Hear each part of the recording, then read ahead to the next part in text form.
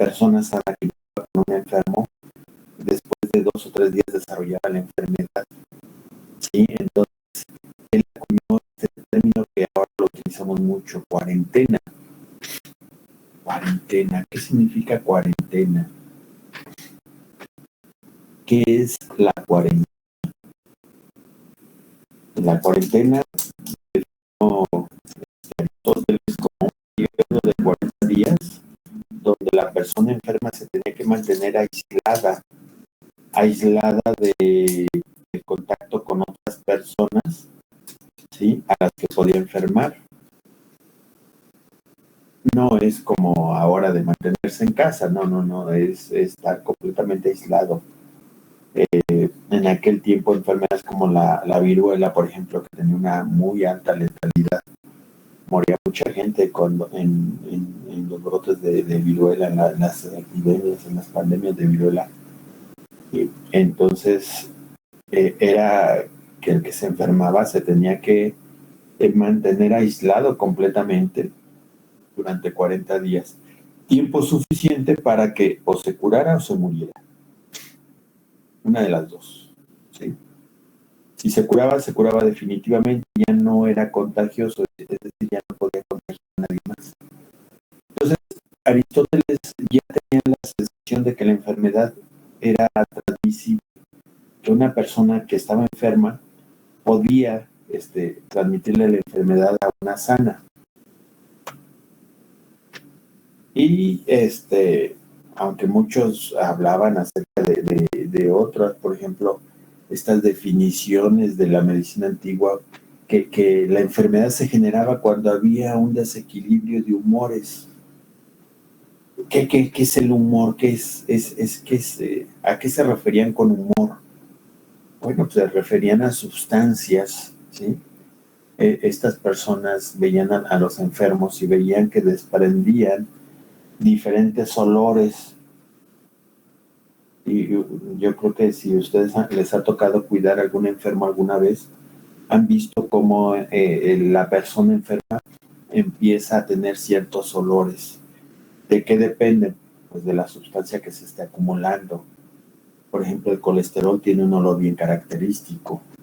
La urea, ¿sí? La creatinina y la urea en pacientes con problemas renales, ¿sí? Generan en ese paciente renal un olor característico.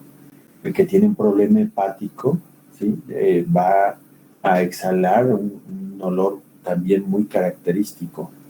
El que está enfermo de gota, el que tiene ácido úrico también. Entonces a eso se referían con ese desequilibrio de humores, ¿sí? Que era lo que se expedía al aire, lo que otras personas podían observar. Claro que algunos también olían la pipí, olían la popó, que también, dependiendo de las sustancias que se concentren ahí, tienen un olor diferente. Y bueno, si alguien ha tenido una infección urinaria, seguramente lo ha podido corroborar, ¿no? A la hora de ir a orinar, pues el olor es muy fuerte, sí, es muy intenso el olor. Sí, igual alguien que tiene una diarrea, por ejemplo, es clásica la diarrea del por intolerar la lactosa. Cuando alguien no tiene la enzima lactasa para poder digerir la lactosa, pues esta se fermenta por cuestión de unas bacterias que tenemos en el intestino, y cuando se evacúa, sí, pues el olor es muy característico, muy sui generis, bueno, eso, y muy característico. Y si uno solamente, si no tuviera uno estudios de laboratorio, nada más estuviera oliendo y revisando lo que está pasando, podría fácilmente hacer diagnósticos, ¿sí? Entonces, muchas veces los médicos en la antigüedad en eso se basaban para hacer diagnósticos, ¿sí? Claro que no sabían mucho de tratamientos, pero buscaban la forma. Y había muchos que no entendían absolutamente nada, pero querían trabajar, ¿no? Y entonces daban historias de adivinanza, de que eran todas estas enfermedades que tenían origen divino, ¿sí? Es una maldición de los dioses, hicimos algo que los enojó y por eso está lloviendo mucho, por eso hay mucha resequedad, por eso tenemos sequías, perdón. ¿Sí? Esto, pues en una sociedad poco educada, es muy fácil de pensar. Ay, bueno, vamos, todavía en la actualidad estoy seguro que muchos de ustedes han escuchado hablar del mal de ojo. A ver, ¿quién me ayuda? ¿Qué es el mal de ojo? ¿A quién se lo han escuchado? ¿Qué significa? A ver, alguien que me ayude.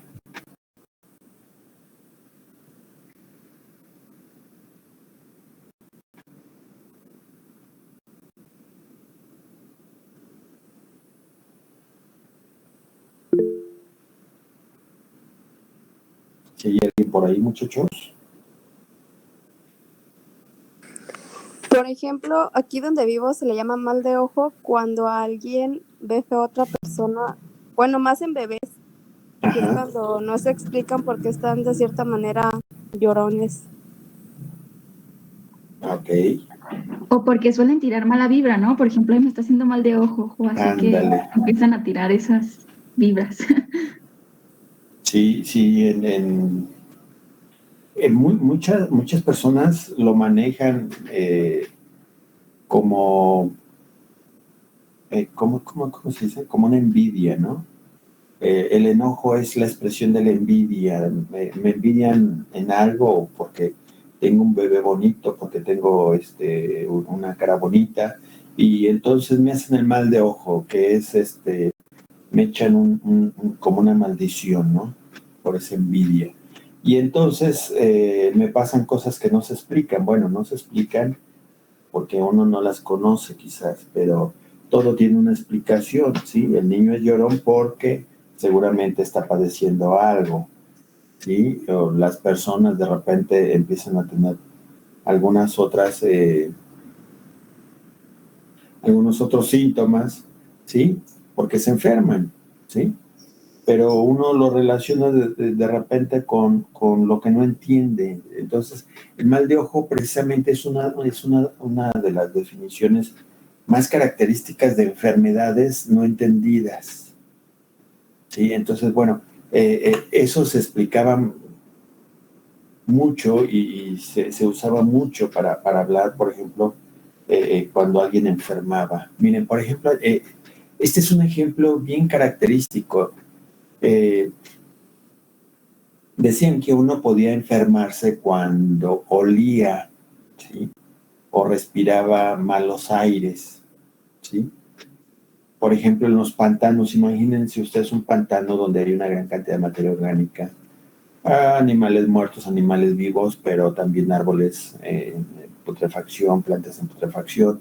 Se está fermentando frecuentemente toda esa materia orgánica y se generan grandes volúmenes de gases que son muy olorosos, como el dióxido de azufre o los disulfuros, ¿sí? Los nitritos también son muy olorosos. Todos estos productos, eh, cuando uno los respira, pues, les dan un aroma bien característico. Entonces,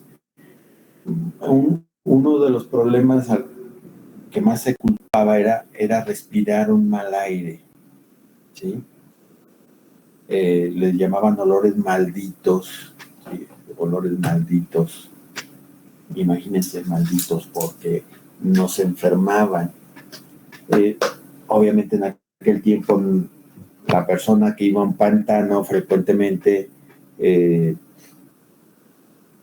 empezaba con fiebre muy alta, dolores de cuerpo muy intensos, ¿sí? Y entonces decía, es que respiré un mal aire, ¿sí? Esto evolucionó, ahora mal aire se ha derivado en una palabra que se conoce como malaria, mal aire, malaria. ¿Saben lo que es la malaria? Alguien seguramente de ustedes lo ha escuchado. ¿Qué es la malaria? A ver, ayúdenme. ¿No es una enfermedad transmitida por mosquitos en África? bueno, en África y aquí en México también, ¿sí? Sí es una enfermedad transmitida por mosquitos, efectivamente. Es producida por un parásito que vive en esos mosquitos. Entonces, imagínense en un como el, seguramente las publicaciones o las publicidades de la Secretaría de Salud de limpia tu patio trasero, quita los charcos, quita todo el agua encharcada, tapa tus botes de agua. ¿Por qué? Porque los mosquitos van ahí y ahí ponen sus larvas, sus huevecillos para que se incuben y aparezcan nuevos mosquitos. Eso prolifera y hace que haya una gran cantidad de mosquitos y por lo tanto se dispersan más rápido las enfermedades transmitidas por mosquitos. Sí, aquí en Morelia tenemos, por ejemplo, epidemia ahorita de dengue, también transmitida por un mosquito. El dengue es producido por un virus, no por un parásito, pero más o menos es el mismo caso, ¿no? Entonces, bueno, esto, si se fijan, anteriormente solamente le decían respiraron mal aire, porque no entendían el origen de la enfermedad, de esos 40 grados, ese dolor muscular intenso después de o sea, hayan respirado mal aire, sino que seguramente por ahí los algún mosquito les transmitió la enfermedad y entonces enfermaron, pero no relacionaban, ¿sí? Y muchos decían, no, pues es que es el demonio, el demonio, son los demonios que se apoderaron del cuerpo y entonces empiezan a hacer cosas raras, ¿sí? Imagínense una persona que de repente se enferma del estómago y empieza a vomitar, ¿sí? Y cuando uno vomita y tiene diarrea, por ejemplo, hay una enfermedad como el que se llama cólera, que en cuestión de 30 a 40 minutos te lleva a una deshidratación tal que uno pierde la conciencia, pierde el conocimiento, puede caer incluso en paro multiorgánico que nos lleva a la muerte, o en alucinaciones porque se pierde una gran cantidad de electrolitos. Electrolitos me refiero a sales, ¿sí? Sodio, potasio, magnesio, son vitales para la lucidez, para que el cerebro trabaje correctamente. Entonces, una persona que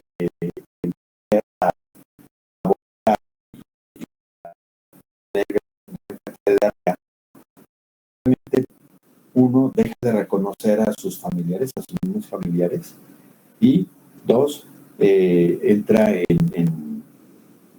con problemas neurológicos que lo pueden llevar a diferentes, a otras cosas, ¿no? Como por ejemplo se me fue la palabra, ahorita me acuerdo, ¿sí? Problemas que parecieran que la persona no es la persona, ¿sí?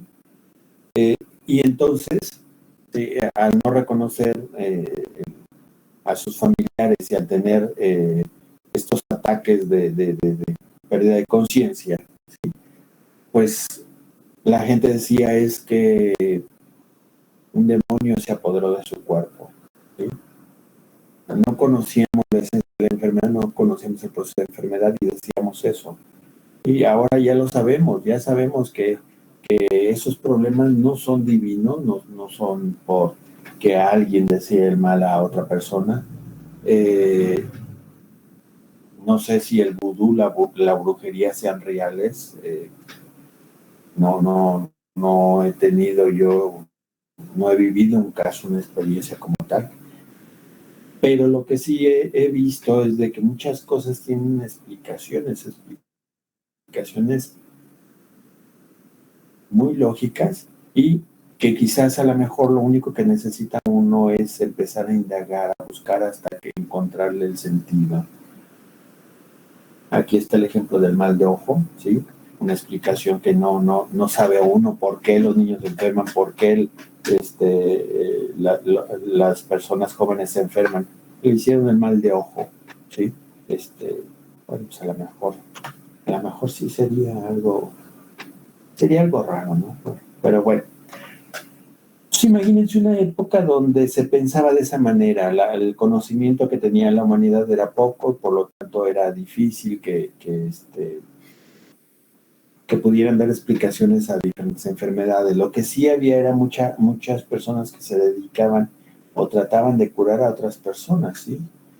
No se les llamaba médicos, empezó a llamárseles más bien alquimistas, ¿sí? El alquimista era aquel que buscaba diferentes sustancias para curar a los enfermos. Sí, y decían que buscaban la piedra filosofal y la fuente de la eterna juventud, como si fueran las sustancias necesarias para curar.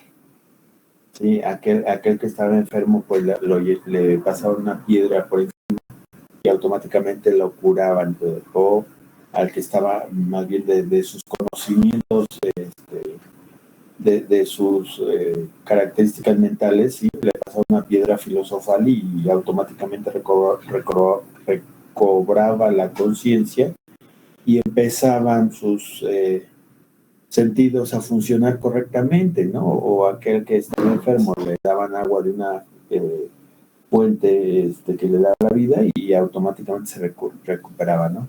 Entonces, esos alquimistas en realidad derivaron de los chamanes, de los brujos que en muchos pueblos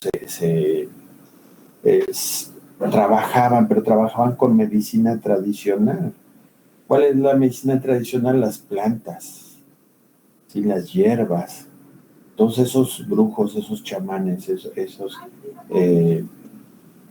esas personas que curanderos, vamos a llamarles, que en los pueblos pequeños se dedican a recetar alguna hierba, alguna poción, algún alimento, ¿sí? Pues ellos tienen conocimientos heredados de la familia, ¿sí? Del papá, del abuelo, que les enseñó: esta planta sirve para esto, esta planta sirve para lo otro. Ya sabíamos, las plantas tienen los principios activos que ahora compramos en tabletas o en cápsulas. De ahí derivan precisamente, de ahí los obtenemos. Bueno, pues anteriormente los chamanes, los brujos lo sabían, y muchas personas que querían o que creían que lo podían purificar, buscaban tierras, les agregaban cada cosa rara para hacerlos más potentes, pero en realidad eran las puras plantas las que curaban, ¿sí? Entonces, bueno, de pasar de lo divino empezó a considerarse una posibilidad de que los curanderos pudieran ser los que podían tratar o apaciguar a los dioses, ¿sí? El médico del pueblo, el chamán, evolucionó hasta hacerse el médico, aquel estudioso que buscaba las tierras especiales para la piedra filosofal, para la fuente de la eterna juventud, ¿sí? Y pues, desgraciadamente no tenían el conocimiento para desarrollarlo. Imagínense este grabado, ¿sí? De 1600, cuando todavía no se conocían las bacterias, no se conocían los microorganismos, y se trataban de proteger esos médicos, esos chamanes, esos alquimistas, con este tipo de traje, ¿sí? De las pandemias, imagínense que ustedes se hubieran ido a vacunar y que en vez de alguien con batas hubieran encontrado un mono de estos. Pues obviamente terror, ¿no? Oye, ¿qué me vas a hacer? ¿Qué me vas a poner? Bueno, así se disfrazaban, porque en aquel tiempo eso era lo que creían que funcionaba. Cuando empezaron a estudiar y empezaron... Sí, dime. Adelante.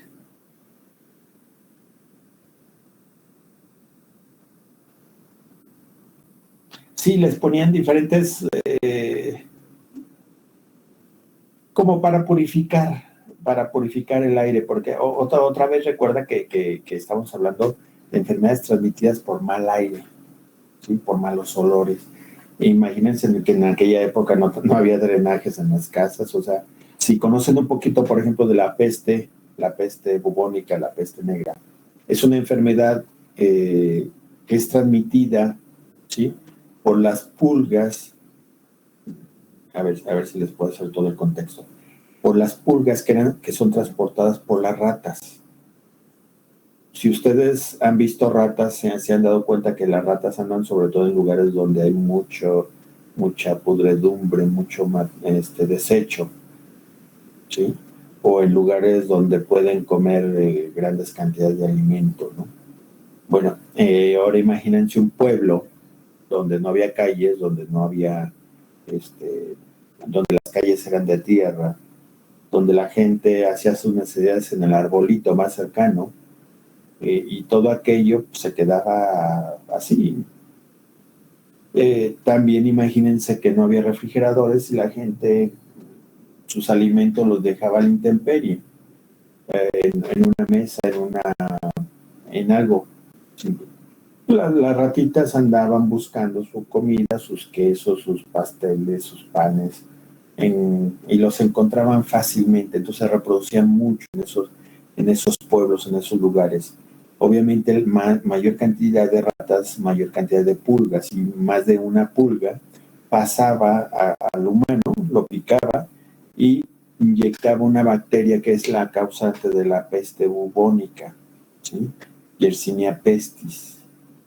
Entonces esas personas empezaban a enfermar, ¿sí? Empezaban a enfermar y empezaban a tener fiebre, temperaturas, derrames, lo que viene siendo ruptura de vasos sanguíneos, y terminaban en un choque séptico que los llevaba a la muerte. Bueno, pero le echaban la culpa sobre todo al mal aire, porque en temporadas de calor era cuando esto sucedía más. Temporada de calor, las alcantarillas huelen más, y lo mismo ocurría en aquellos pueblos.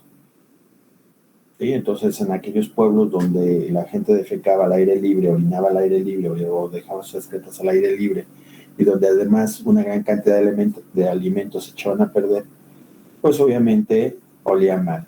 Y esos olores a ellos les atribuían las enfermedades como la peste bubónica. No sé si me expliqué, si quedó clara la respuesta. De repente me suelto hablando, no sé si... Pero ustedes díganme si no los hago más pelotas. No, profe, estuvo bien.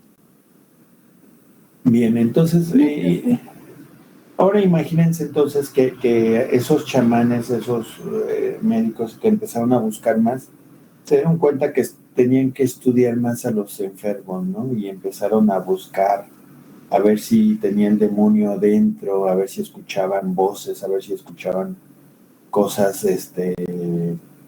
diferentes. Hay que recordar que los médicos como tal aparecieron mucho tiempo antes de que las bacterias fueran reconocidas como causantes de enfermedades. Sin embargo, aparecieron porque empezaron a estudiarse cuerpos humanos. Yo creo que ustedes recuerdan por ahí que Leonardo da Vinci, todos los más o menos de esa generación, tenían prohibido manipular cuerpos muertos o muertos, para que se entienda. Pero ellos, con la intención de aprender, pues los robaban y por las noches los diseccionaban. O sea, hay un compendio por ahí de Da Vinci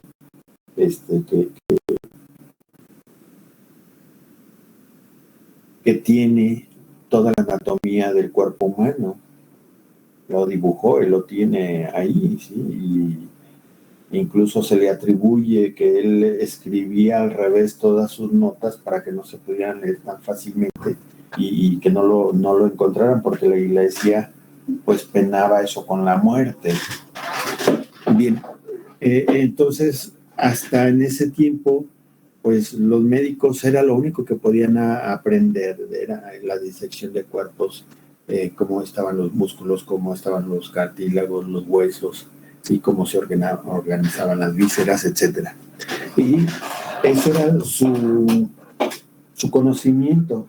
Entonces empezaron a ver la inspiración del aire, cómo el cuerpo se expresaba, manifestaba lo que ahora conocemos como síntomas y signos, ¿sí? Expresaba aquella enfermedad, y entonces pues eso era lo que estaban aprendiendo, ¿no? Y trataron técnicas para curar a aquellos enfermos. Y por ejemplo, aquí hay una que es pues muy ilógica, pero bueno, pues era una técnica que ellos consideraban en su momento como una técnica para sanar a aquellos enfermos, sí, la sangría, abrir las venas y dejar que chorreara la sangre. Imagínense a alguien que tenía debilidad, que no había comido, que no tenía suficiente reserva energética y además lo sangraban, pues obviamente moría más rápido. Pero bueno, pues eso ellos lo permitían, ahorita ya sería inhumano incluso. Pero bueno, esos son tratamientos absurdos que en ese momento intentaron hacer. Mucha gente que perdió el conocimiento de utilizar las hierbas empezó a hacer este tipo de procedimientos. ¿Sí? Gente que no se educó con chamanes, que no se educó con brujos o con curanderos en los pueblos. Vean este tratamiento, ¿sí? Alguien que regresaba de la guerra herido, ¿sí? O alguien que por alguna razón se hacía una herida. Pues la forma de curarlo era destripar un perro y ponérselo ahí encima de la herida. ¿Sí? Imagínense qué cosa, realmente algo que en la actualidad pues, obviamente resulta imposible, ¿no? ¿Quién lastimaría un perrito hoy en día? Bueno, sí hay quien lo lastima, pues, pero no con ese fin. O estas otras terapias, darle vueltas a una persona que tenía problemas mentales, hacerlo girar hasta que vomite, ya está sacando el demonio, ahí está uno vomitando, imagínense. ¿Sí? Picadura de abejas, el veneno de abejas sé que es bueno para las personas que tienen artritis, incluso de ahí se saca un buen medicamento para el tratamiento de la artritis, ¿sí? Pero pues se lo ponían a personas para cualquier padecimiento, ¿no? O lo dejaban enjaulado. Vamos, son tratamientos que no tenían cierto sentido, ¿sí? Y otros más que veían que sí servían, por ejemplo, la aplicación de lavativas. La aplicación de lavativas todavía en la actualidad hay quien las promueve y que son muy necesarias. Por ejemplo, alguien que se intoxica, que se administre una sobredosis de algún medicamento, bueno, pues hay que hacerle una lavatida gástrica, ¿no? Un lavado gástrico que le llaman ahora, ¿sí? Que es aplicar grandes cantidades de líquidos para después retirarlos y que se extraiga la sustancia que puede matar a una persona. Sí, y hay otra vía recto que también es un lavado rectal, es un tratamiento rectal que se da y que sirve para eliminar una gran cantidad de desechos que va uno acumulando en los intestinos. Entonces, bueno, este tipo de lavativas demostró que funcionaba y en algún momento se sigue utilizando, ¿no? Aunque hay gente que no le gusta, concuerdo, a lo mejor no es lo más bonito para ver, pero bueno, pues es una técnica que funciona, ¿no? Y algunos otros que, por ejemplo, sabíamos que eran incurables, la lepra, en el caso de una de las enfermedades epidémicas más importantes, sí, la lepra, pues esa era incurable. Entonces, ¿qué hacían con el leproso? Lo encerraban, lo enjaulaban o lo desterraban, ¿sí? Lo mandaban fuera de la ciudad para que no regresara. Una persona leprosa tenía que andar cubierto toda su cara, ¿sí? ¿Por qué? Porque decía que si no podía contagiar a los demás, cubierto de cabeza a pies, ¿sí? Y eso se sabe. ¿Por qué? Porque en estas bolas que se generan en la cara, ¿sí? En las manos, todo esto que se ve aquí, pues no es otra cosa más que colonias bacterianas que cuando se abren, quien las toca, se va a contagiar de lepra, ¿sí? Afortunadamente en México cada vez hay menos, pero frecuentemente se encuentran algunos casos. Por ejemplo, hace poco hubo un brote de lepra en Tijuana, ¿sí? Porque aunque México lo tenga controlado, pues de repente a Tijuana llegan muchos inmigrantes, Y ellos traen enfermedades que en sus países pues no tienen sistemas de salud, no tienen ese control sobre la enfermedad y entonces pues aparecen en países como México. Bien, pero vamos a ver ahora sí algo acerca de las bacterias. Miren, la historia de las bacterias empieza con creer que existen criaturas muy pequeñas que no podemos observar. Esto lo define este monje, Roger Bacon, ¿sí? que dice, las enfermedades son producidas por pequeñas criaturas vivientes. Obviamente no logra demostrarlo porque no hay forma de verlo todavía en el siglo VIII, ¿sí? Aunque está cerca de inventarse el telescopio, pues el microscopio todavía va a tardar un buen rato. 1546, ¿sí? Este monje, señor Franco Storius, habla ya sobre que estas criaturas son inanimadas o viven en lugares inanimados y son transmitidas por el aire. Y acuña la palabra germen. Todavía hoy en día se escucha hablar de los gérmenes, ¿sí? Los gérmenes y los fomites. ¿Qué es un fomite? Fomite es todo aquello donde pueden quedarse pegadas bacterias o gérmenes. Por ejemplo, ¿qué les dicen ahorita para no transmitir el coronavirus? Cuando salgas, lo que traigas hay que desinfectarlo. Sí, yo no sé si vieron esos memes donde llegan del mandado las personas y las bañan en cloro prácticamente a la persona y a todo lo que trae. ¿Sí? ¿Por qué? Porque puede ser un fomite, puede ser algo inanimado que puede transmitir al coronavirus. ¿Sí? ¿Es real? Sí, es real.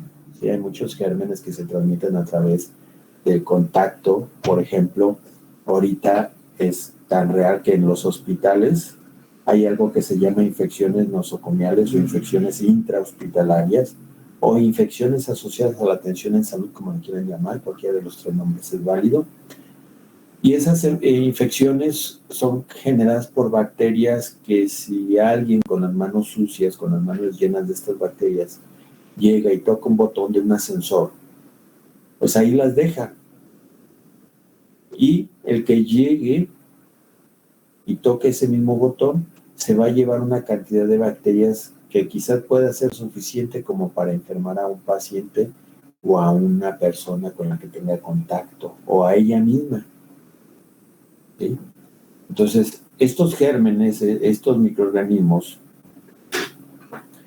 precisamente utilizan los fomites.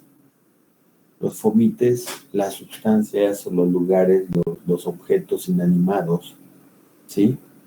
Para mantenerse vivos. Utilizan el aire, como se transmite el coronavirus, ¿sí? A través de gotitas pequeñas que uno exhala cuando habla o cuando estornuda, y que viajan a través del aire para llegar a otro paciente o a otro huésped vulnerable. Y bueno, recuerdan ustedes la teoría del germen, ¿sí? Lo que les llevó, seguramente la vieron ya en historia de la microbiología, digo, en Cazadores de Microbios, ¿sí? Cómo estuvieron batallando de cuál era el origen de los gusanos en los alimentos, ¿sí? Si era divino, si era, perdonen la generación espontánea, si era espontáneo, ¿sí? O si había algo que intervenía, y bueno, todo lo que hizo Reddy y Pasteur para demostrar esa teoría del germen, ¿sí? Y demostrar que no era necesario, más bien que solamente era necesario cubrir los alimentos y no dejarlos expuestos para que las moscas no llegaran y no plantaran ahí los huevecillos, las larvas, ¿sí? Que empezaron a crecer esos gusanos hijos de moscas. Pero bueno, el microscopio como tal, el primer microscopio como tal, se construye en 1590. 1590, este señor Zacharias Jensen, él se dedicaba a hacer lupas, Las lupas ya existían, esas como las que nosotros conocemos actualmente, con las que quemamos hormigas o quemamos hojas de papel. Existían, y él se dedicaba a hacer eso, ¿sí? Entonces lo que él hizo fue colocar dos de esas lupas, una frente a la otra, y entonces desarrolló lo que ahora conocemos como microscopio óptico compuesto. El óptico compuesto son por lo menos dos lupas que ayudan a incrementar la imagen varias decenas de veces. Sin embargo, Zacharias Jensen no tuvo la sensibilidad, la curiosidad, ¿sí? Como para poderlo utilizar, porque veía cosas como hojas y no les encontraba sentido, ¿sí? Entonces, en realidad, aunque él haya descubierto el microscopio, pues realmente no fue el que o no le atribuyen a él el descubrimiento de los microorganismos, ¿sí? Después de esto, más o menos en esa misma época, la viruela era una de las enfermedades más aterradoras en Europa, ¿sí?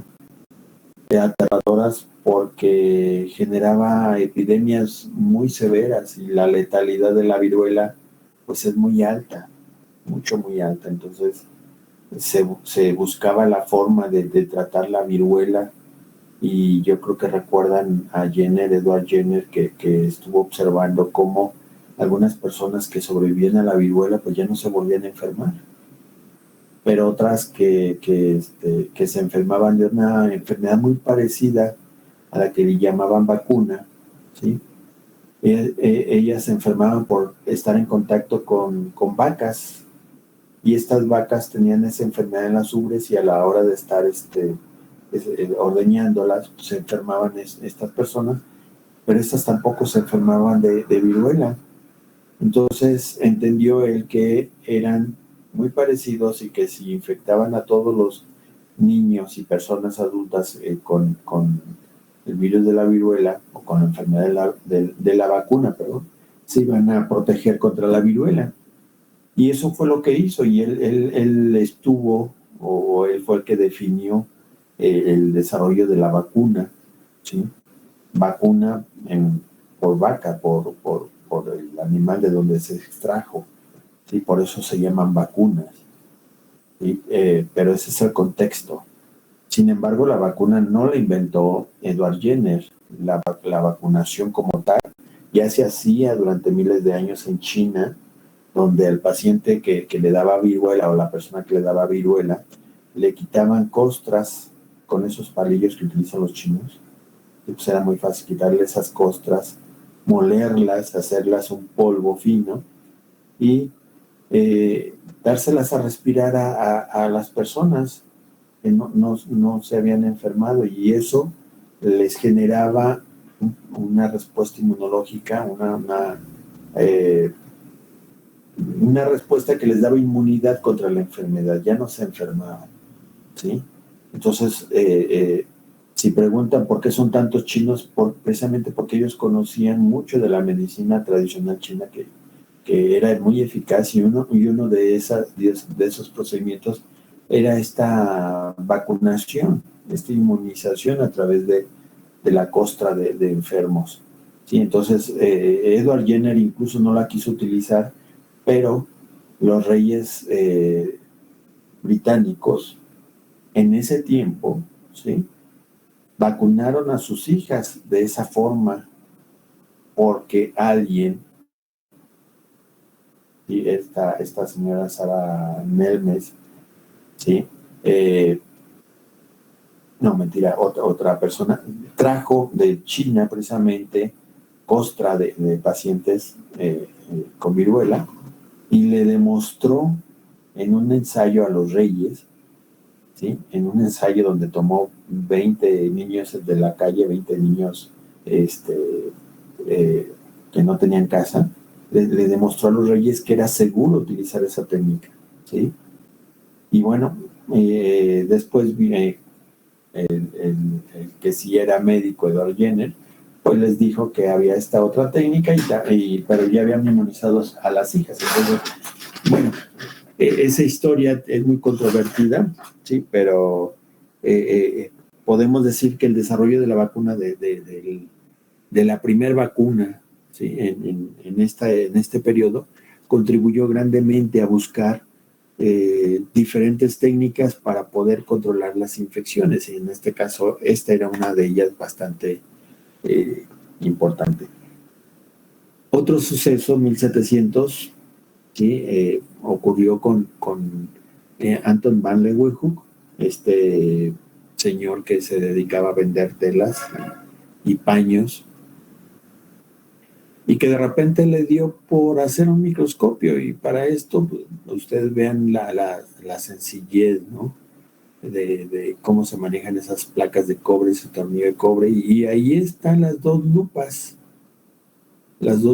que le permitieron incrementar la imagen lo suficiente como para ver, por ejemplo, los espermatozoides, que estos son los dibujos que él hizo, algunas bacterias gigantes que se podían observar, porque no todas se veían, ¿sí? Algunas estructuras como las amibas, por ejemplo, los eritrocitos de la sangre también los dibujó él, ¿sí? Algunas células en músculo también las dibujó él, ¿sí? Y bueno, una persona que fue lo suficientemente curiosa como para estar investigando en diferentes lugares qué había. Entonces encontró en el semen esas células que se movían mucho, el esperma. Encontró en sus dientes una gran cantidad de bacterias, organismos que nunca se imaginaron que estaban ahí. En aguas de charco encontró las amibas. Entonces, imagínense la curiosidad. Y bueno, se los mostraba a todos los que pasaban ahí por la tienda a comprar telas. Se los mostraba, obviamente, todos los demás les llamaba la atención como curiosidad, pero no les desarrollaba más curiosidad. Y él sí, él le hizo un documento y lo envió a la Real Sociedad Científica de Inglaterra, ¿sí? Publicando y pidiéndoles que lo reconocieran como investigador. Obviamente dijeron, pues no, o sea, tú ni estudiado eres. Bueno, en aquel tiempo el que pertenecía a la Real Academia de las Ciencias, pues era un erudito, ¿no? Y a este señor no lo conocían. Pero bueno, al final ustedes saben que le dieron la autorización porque Robert Hooke, sí, que también fue de los impulsores del microscopio óptico compuesto, pues validó precisamente con un microscopio la presencia de estos gérmenes y empezó a estudiarlos, ¿sí? 1776, fíjense, todavía tuvieron que pasar 100 años, ¿sí? 100 años para que se empezara a relacionar a las bacterias con enfermedades, ¿sí? 1820, por ejemplo, ya conocíamos que existían bacterias, ya sabíamos que estaban en el agua, ¿sí? Este señor John Tyndall dijo, bueno, tengo que buscar un mecanismo para hacer que el agua sea menos riesgosa de tomar. En aquel tiempo había dos formas de purificar el agua. Una, agregándole alcohol, haciendo la cerveza, pues ustedes conocen esa historia mejor que yo, y el alcohol purifica y por lo tanto mata una gran cantidad de microorganismos y era más seguro beber, entonces por eso se inventó la cerveza. Y por otro lado era ¿cuál era el otro procedimiento? Se me fue. Hervirla y preparar una infusión, un té. Entonces eran las dos formas de prepararlo. Y John Tyndall dijo, bueno, pues debe de haber una otra forma. Él le llamó tindilización, que ahorita sería una especie de pasteurización o de calentamiento, pero obviamente con el sol. Sí, él lo hizo enfriar durante toda la noche y eso hacía que el agua, los microorganismos que se encontraban en esa agua, pues se murieran, porque el calor del sol, la radiación del sol, mata una gran cantidad de gérmenes, ¿sí? Yo no sé si sus mamás les han dicho en sus casas, abran las ventanas, abran las puertas para que entre el sol, ¿sí? Donde entra el sol no entra la enfermedad.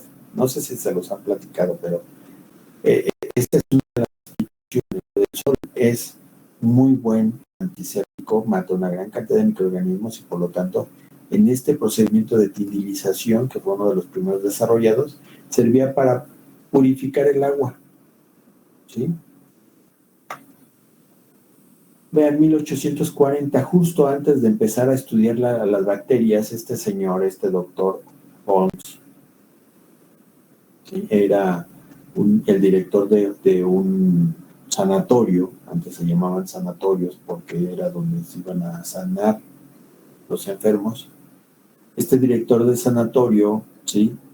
Recibió una gran cantidad de mujeres que iban a dar a luz.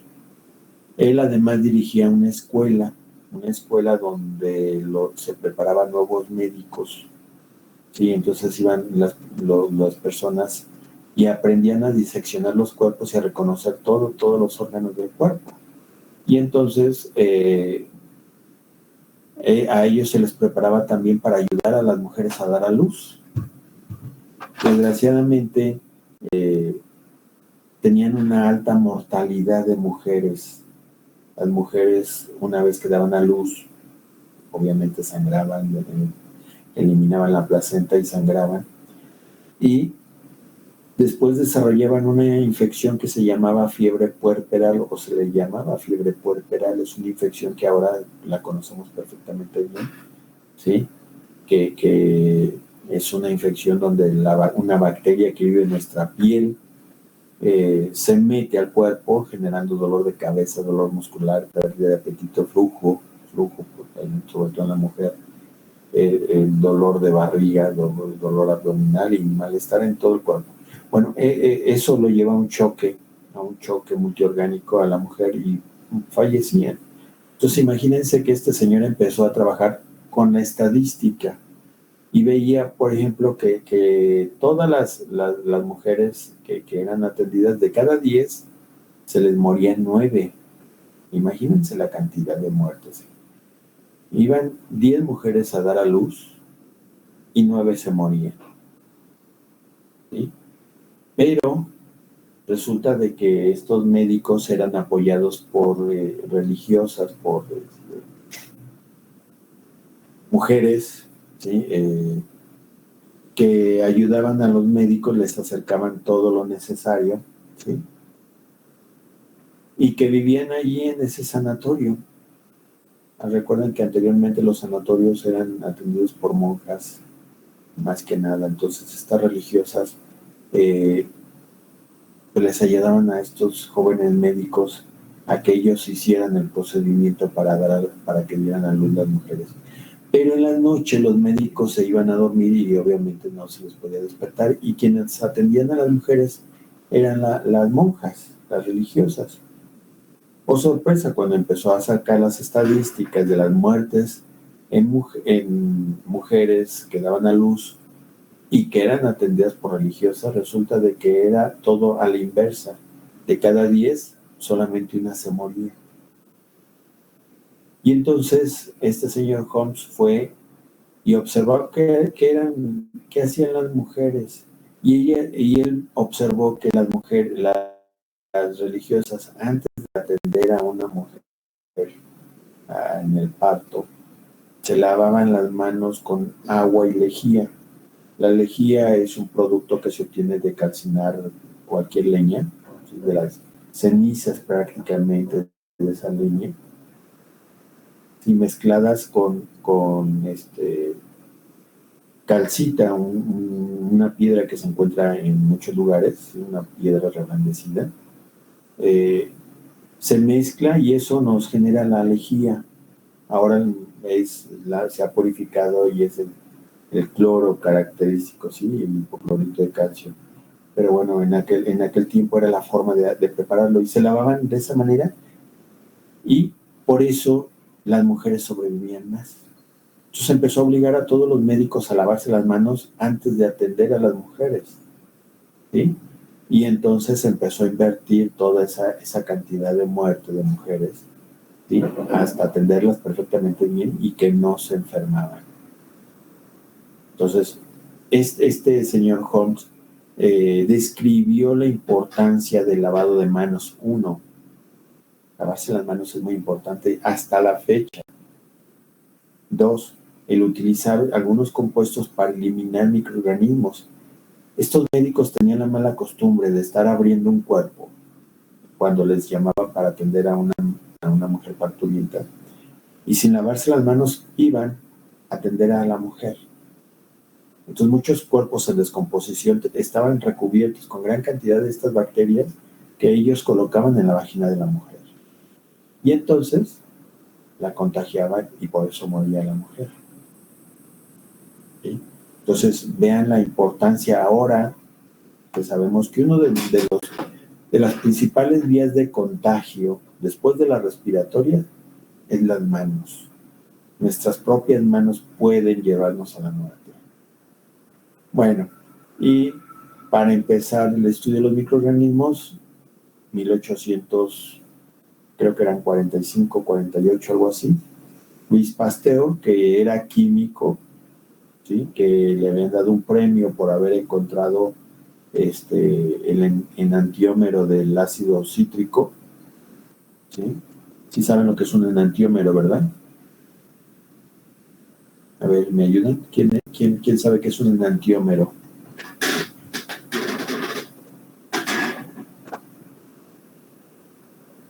Es la imagen espejo de algún compuesto. Exacto. Perfecto, gracias. Resulta que algunas sustancias se van formando cristales y van haciendo estructuras, ¿sí? Que ahora las conocemos como levo y dextro, ¿sí? O que desvían la luz hacia un lado o hacia otro, y que a la hora de cristalizar nos forman estructuras que están invertidas. Entonces el Louis Pasteur los encontró y empezó a ver, este es dextro, este es levo, este es dextro, por pura observación y observando cómo reflejaban la luz. Entonces ya había sido galardonado por eso en Francia, cuando le dijeron, ¿sabes qué? Pues te vamos a dar la rectoría de la Universidad de Francia y pues por lo tanto pues vas a ser uno de los más prestigiados, ¿no? Y en eso la industria vitivinícola de Francia, que siempre ha sido muy, muy fuerte, ¿sí? Siempre ha vendido gran cantidad, bueno, estaba en una crisis porque los vinos se les estaban fermentando, se les estaban acidificando.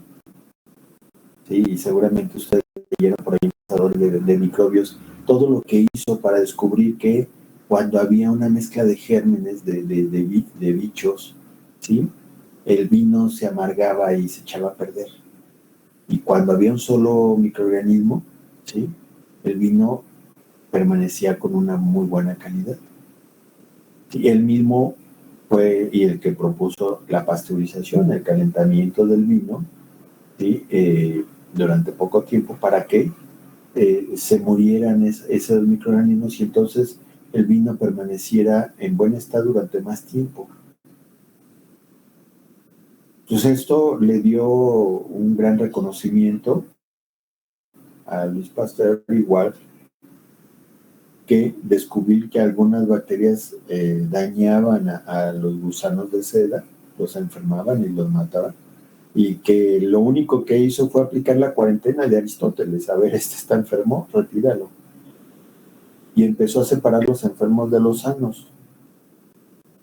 Hasta que logró una población de sanos suficiente como para que la industria continuara y logró quitar a todos los enfermos como para eliminar la enfermedad del gusano de seda.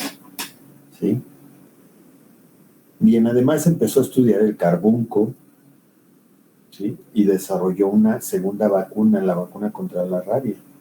Esta vacuna, que fue empírica, que fue reconociendo que los chinos hacían un trabajo de disecar las tecatas que se le formaban al enfermo de viruela.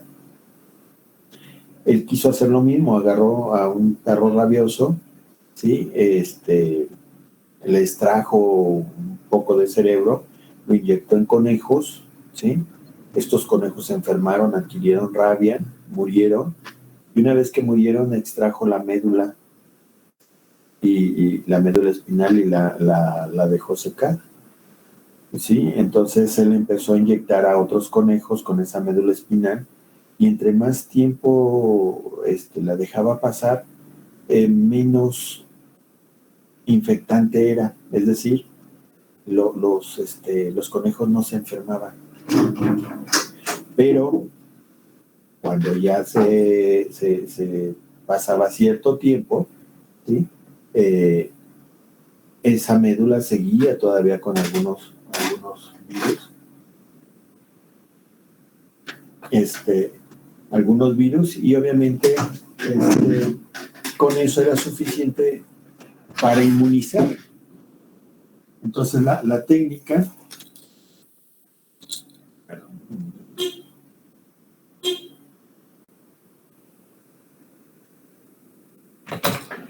entonces lo que hizo con ese primer paciente que le llegó, un niño mordido por un perro rabioso y que la mamá le suplicó que lo curara, no fue más que agarrar las médulas de los conejos más antiguos y empezarle a hacer pequeñas heridas donde le inoculó, ¿sí? estas médulas trituradas, ¿sí? Al mero estilo chino.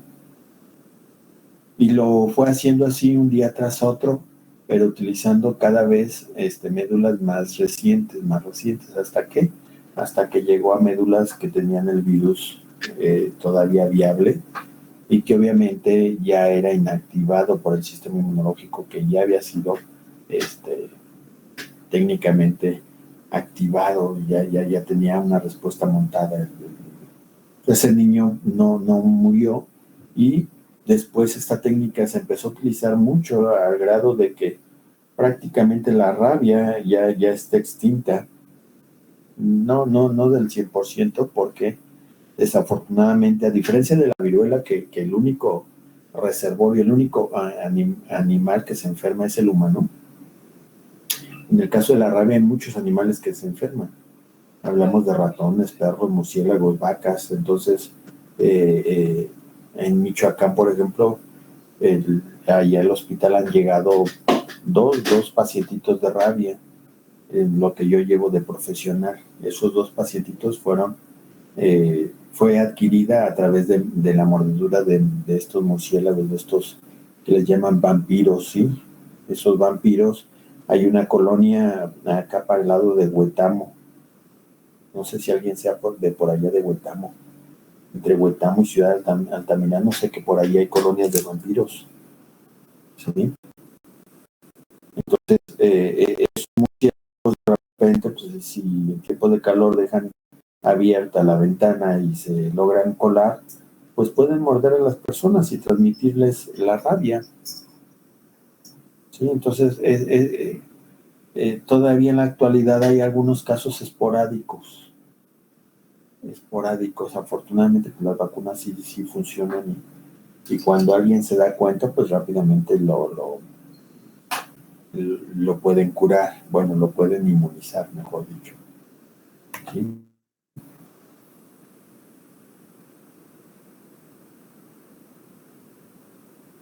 Y bueno, entendiendo ya cómo operaban las bacterias, cómo se generaban las bacterias, cómo se transmitían a través de fomites y del aire, este señor Joseph Lister, ¿sí? Empezó a estudiar algunas sustancias que podían ayudar en las cirugías. Y entonces él utilizó una que todavía hasta hace poco se utilizaba en farma. El fenol es un producto químico derivado del timón, del mentol, ¿sí? Sustancias muy parecidas, ¿sí? Pero con una gran actividad antibacteriana. Entonces, este señor empezó a hacer fenol acuoso y lo atomizaba con esta máquina. Esta máquina, no sé si la alcanzan a ver aquí, ¿sí? Pero aquí están las líneas que intentaba explicar que era la forma de que se atomizaba el fenol, que sería igual que un atomizador de los que utilizamos ahora para el pelo, ¿no? Cuando vamos a cortar el pelo, que nos humedecen. Esas cositas, es igual, es lo mismo, ¿sí? Él lo ponía en la sala de cirugía, mientras o durante la cirugía estaba esta cosa funcionando, ¿sí? Poniendo una gran cantidad de fenol en el ambiente. Ahorita ya no se utiliza por lo tóxico que es, pero bueno, es una opción bactericida muy, muy interesante. Y después vino este señor, un doctor Robert Koch. Él podríamos decir que fue el que hizo mayor cantidad de aportaciones, y no solamente por los descubrimientos que hizo, sino por la gran cantidad de estudiantes que educó. Ahorita lo vamos a ver, ¿sí? Robert Koch. Robert Koch, por ejemplo, él descubrió el Bacillus anthracis, estudió y lo pudo aislar y lo pudo reaislar y pudo demostrar que era el causante del carbunco, ¿sí? O ahora le llamamos anthrax, ¿sí? Descubrió a la bacteria de Mycobacterium tuberculosis, el que generaba la tuberculosis, a la bacteria que genera el cólera, ¿sí? Y al Plasmodium, el que genera la malaria, el parásito que genera la malaria. Él descubrió todos estos microorganismos y otros más que no puse aquí, ¿sí? Pero eso no fue lo más importante. Lo más importante es de que educó una gran cantidad de estudiantes, y por ejemplo uno de ellos desarrolló los medios sólidos.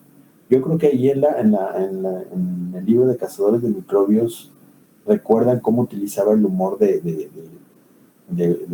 ojo del buey para cultivar bacterias al inicio. Luego utilizó, creo que papa, y utilizó gelatina, hasta que uno de sus estudiantes de origen japonés dijo: oye, ¿por qué no utilizamos el agar? Que hasta la actualidad se sigue utilizando el agar, ¿eh?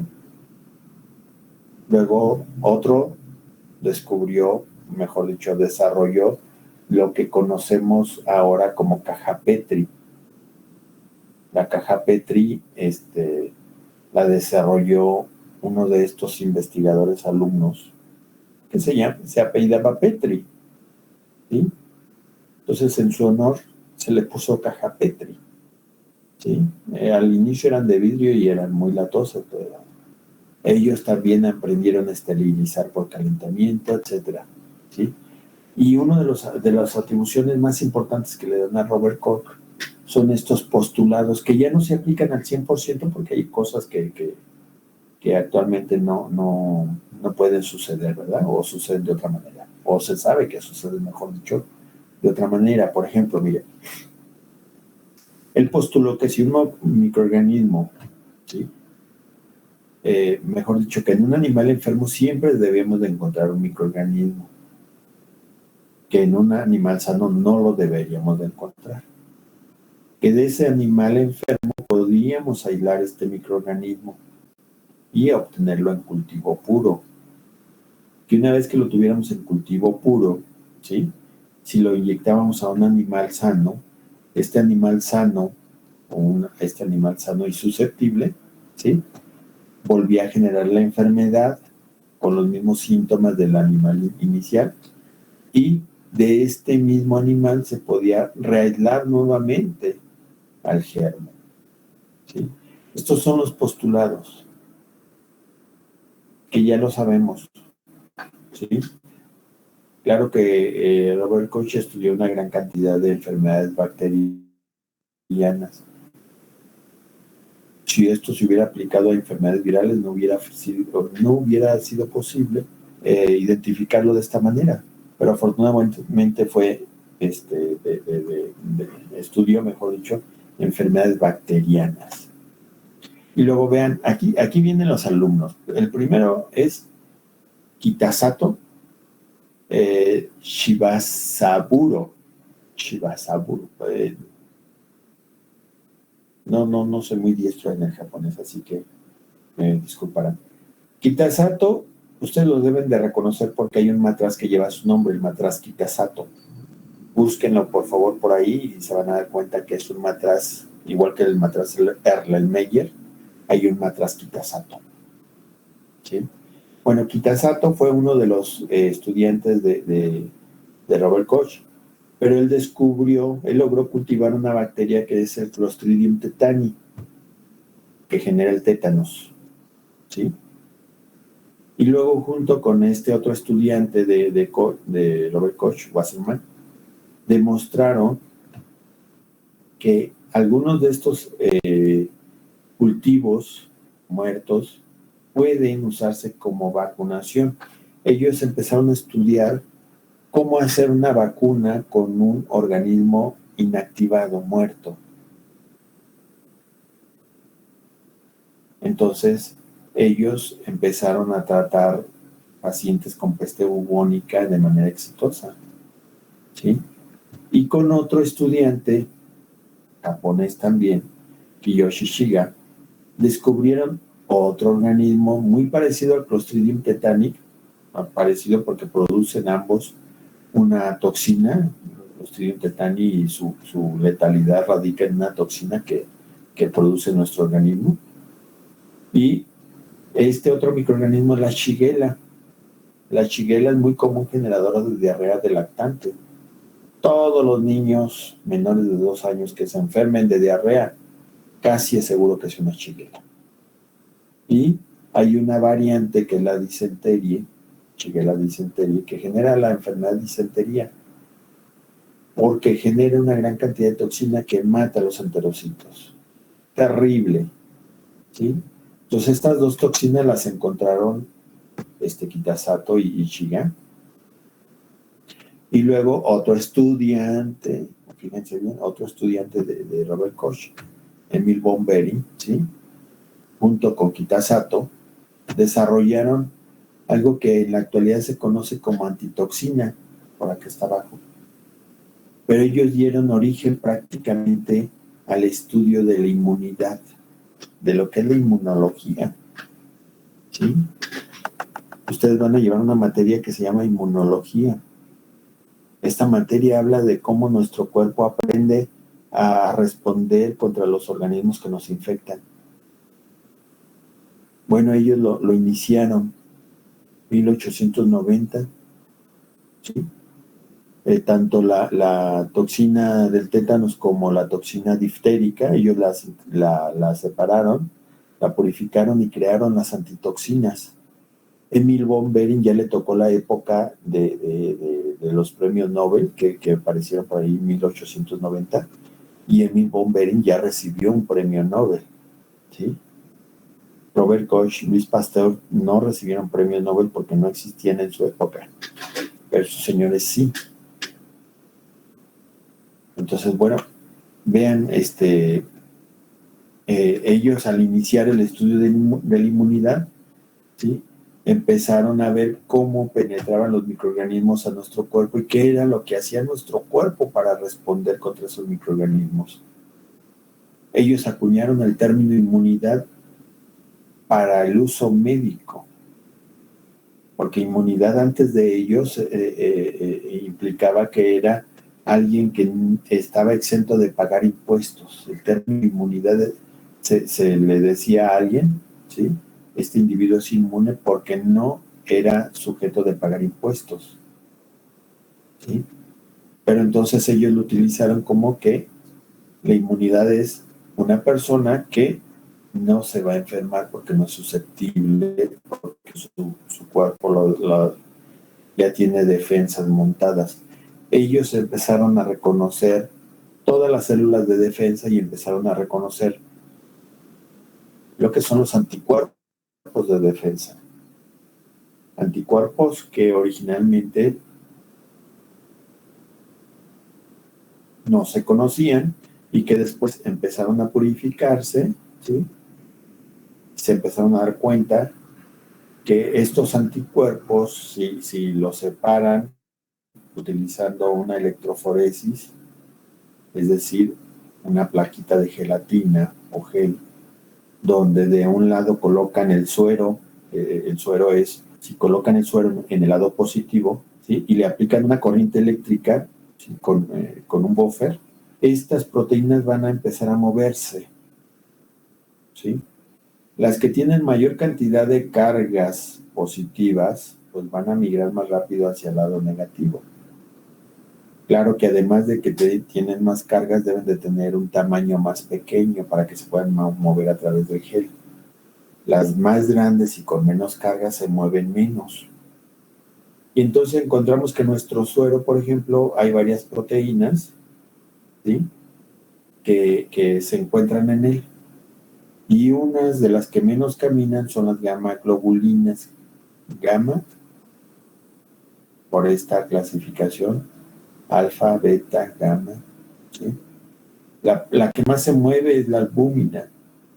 La albúmina es una proteína que se encuentra en muchos nutrientes. Nuestro cuerpo la tiene porque a raíz de ella se construyen muchas estructuras. Bueno, pero las importantes en este caso que estudiaron Emil von Behring y los discípulos que él estuvo trabajando, bueno, pues son las gamma globulinas, que ahora también les llamamos anticuerpos, porque son las que son capaces de defendernos contra el ataque de bacterias, virus, toxinas, ¿sí? Estos anticuerpos son agentes neutralizantes de toxinas y que fue lo que ellos sintetizaron como toxoides, ¿sí? Estos anticuerpos ellos los sintetizaron agarrando la toxina, inyectándosela en pequeñas dosis a conejos, haciendo lo que hizo Pasteur con el virus de la rabia, de inyectarlo primero en pequeñas dosis y después ir incrementando la dosis hasta que el cuerpo ya tuviera una respuesta lo suficientemente fuerte como para que neutralizara dosis altas.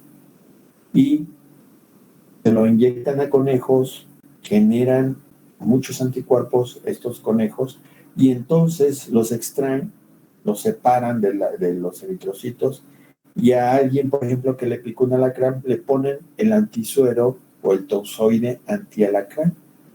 ¿Y qué pasa? Pues que no le pasa nada, o sea, en vez de intoxicarse, se compone, ¿sí?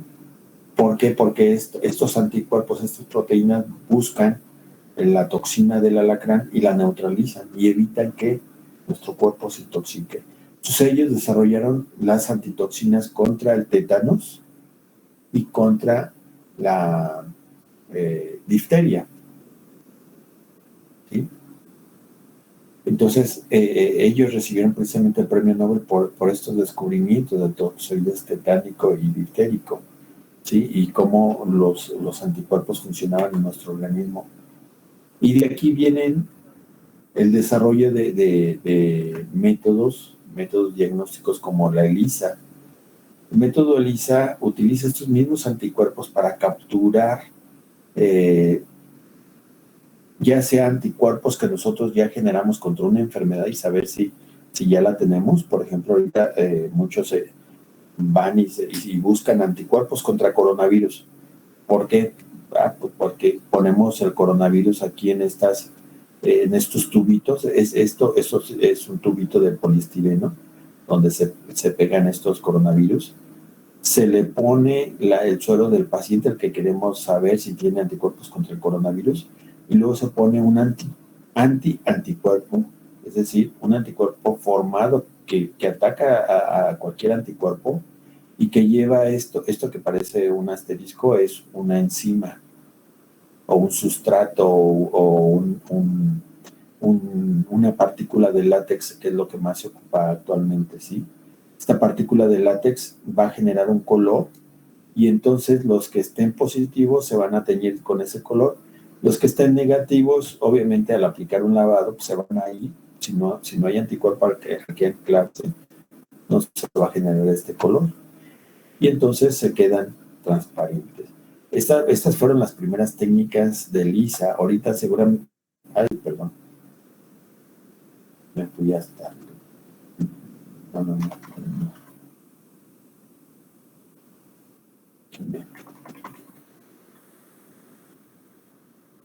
Disculpa, aquí fue un lapsus brutus mío. Estas ELISAs fueron las primeras y estas son las que utilizamos ahora. Es una prueba de embarazo común y corriente, es fertilidad femenina, ¿no? Cuando está presente en grandes cantidades, se une a los anticuerpos y estos se pegan con otros anticuerpos en ciertos lugares, que son estos lugares donde se forman estas líneas, y el látex que llevan, el látex es de color, en este caso rojo, ¿sí? Cuando se acumula, pues empieza a formar esa línea, y es entonces cuando decimos, pues, ¿estás embarazada? Estas técnicas de Lisa son las que actualmente utilizamos, ¿sí? Y ahora, hoy en día, mejor dicho, tardan 5 minutos en correr, 15 minutos, para no ser tan malos, 15 minutos, pero hace 30 años estas que se empezaron a utilizar estas técnicas duraban 48 horas. Imagínense la cantidad de evolución, la cantidad. No sé si hasta aquí tengan alguna pregunta. Todavía hace falta un poco más de teoría, pero me gustaría dejarlo hasta aquí para no hacerlo tan cansado. ¿Alguna pregunta que tengan por ahí?